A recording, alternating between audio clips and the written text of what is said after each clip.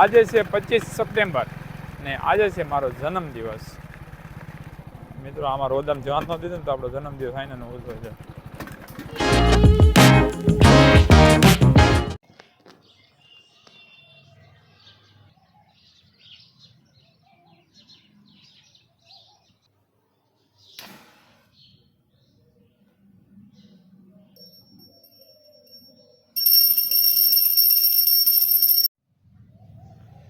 ઓમ નમઃ શિવાય. મિત્રો સવારમાં બહાદુર આવી ગયો છે ખોળ ભરીને, તમે જોઈ શકો છો. તો ચાલો મિત્રો આપણે એને ઉતારી નાખીએ.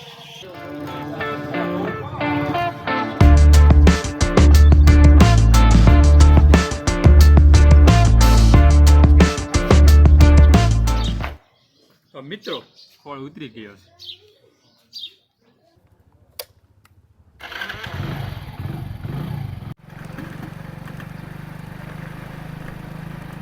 તો મિત્રો અત્યારે વાગ્યા છે બપોરના 2 અને હું જઈ રહ્યો છું ડેમ તરફ. તો આજે છે 25 સપ્ટેમ્બર ને આજે છે મારો જન્મદિવસ.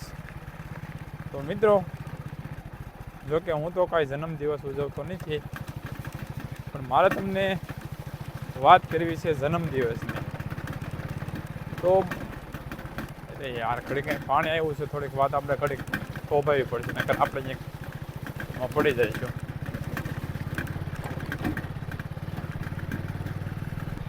મિત્રો મારે વાત કરવી છે બાળપણની. અરે યાર અહીંયા રોદાતો જો. મિત્રો બાળપણમાં જ્યારે સ્કૂલમાં ભણતા ત્યારે જન્મદિવસ ઉજવતા હતા. મિત્રો આમાં રોદામ જવાન ન દીધું ને તો આપણો જન્મદિવસ આઈને ઉજવો છે.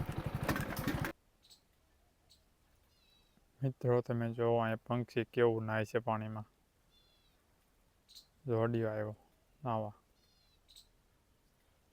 હમણાં જોજો નાય છે. જો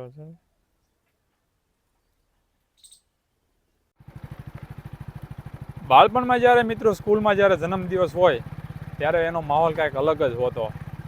પ્રાર્થનામાં ઊભા થવાનું, બધા જન્મદિવસની વિશ કરે અને પછી એક રૂમે જઈ અને ચોકલેટ બાંટવાની અને રૂમમાં ઊભા રહી અને બધા જન્મદિવસની વિશ કરે.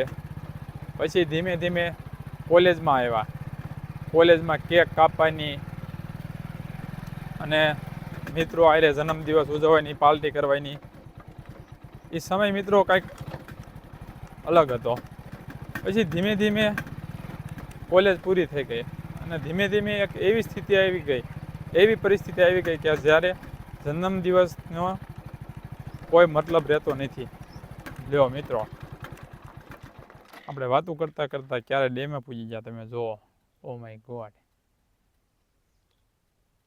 એ ખબર જ ન પડી. તો વાત મિત્રો એમ હતી કે આપણે કોલેજમાં કેક કાપતા હતા અને જન્મદિવસની ઉજવણી કરતા હતા. પરંતુ પછી ધીમે ધીમે સમય પસાર થયો, આપણે કોલેજ પૂરી થઈ ગઈ ને એક એવો સમય આવ્યો કે જ્યારે જન્મદિવસની કોઈ મહત્ત્વ ન રહ્યું.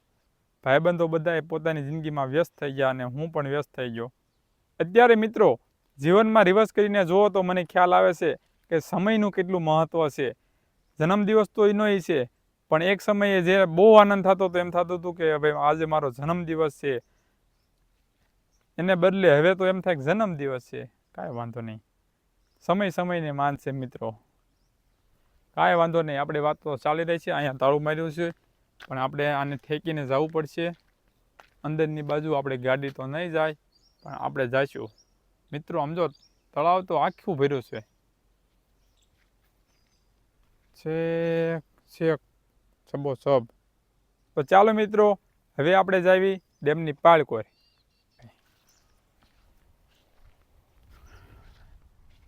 મિત્રો અહીંનું વાતાવરણ એકદમ શાંત અને મજા જ આવે રાખે. એક બાજુ પાણી જ પાણી ભર્યું છે અને બીજી બાજુ છે હરિયાળી, એકદમ મસ્ત મજાની હરિયાળી. આનંદ જ આનંદ, કુદરતના ખોળામાં આવ્યો એવું લાગે છે. અને આપણે ધીમે ધીમે ચાલ્યા જ આવી છીએ ડેમ તરફ. એકદમ કુદરતી આનંદ માણતા માણતા. તો મિત્રો તમે જુઓ, એક બાજુ પાણી, વાદળા,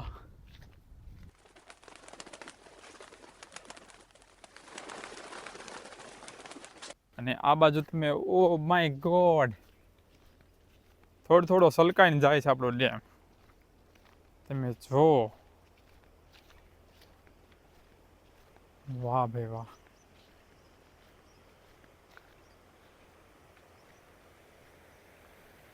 ડેમ ઓગનીને જાય છે. અરે વાહ, ક્યાં સીન હે.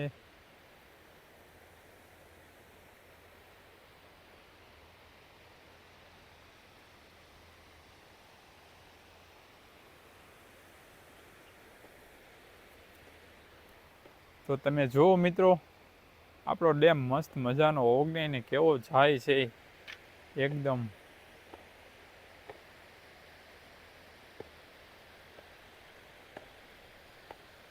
ના આમ તો દેખાય તો જો એમ થાય કે હા, વાદળા નીચે આવી ગયા હોય એવું લાગે સમજો. તો કાંઈ નહીં, આપણે ફટાફટ આનો એક ટાઈમ લેપ્સ બનાવી નાખ્યું.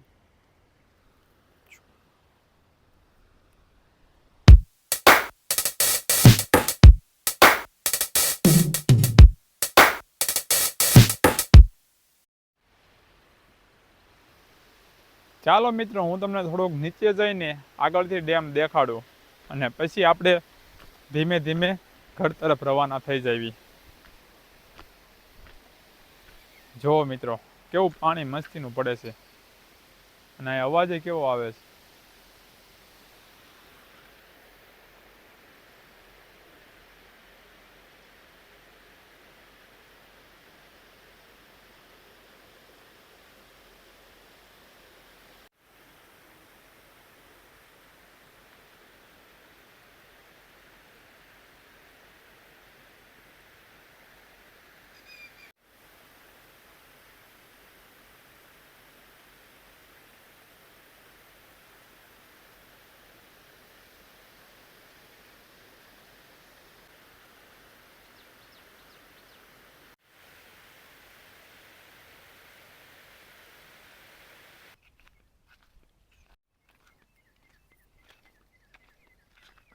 ચાલો મિત્રો, આપણે ધીમે ધીમે હવે આપણા ઘર તરફ રવાના થઈ જવી. તો મિત્રો, આજનો વિડીયો તમને કેવો લાગ્યો કોમેન્ટમાં જરૂર જણાવજો, અને આપ સૌનો ખૂબ ખૂબ આભાર. ચાલો મળીએ કાલે, ત્યાં સુધી bye bye, Radhe Radhe. Comment કરી નાખજો. જય માતાજી, બાય બાય. તો મિત્રો, એક વાતનો ખ્યાલ મને અત્યારે એડિટિંગ કરતાં આવ્યો છે કે આ તો કેવો યોગાનો યોગ છે. આજનો વિડીયો પણ 25મો છે, અને મારી જન્મ તારીખ પણ 25 જ છે.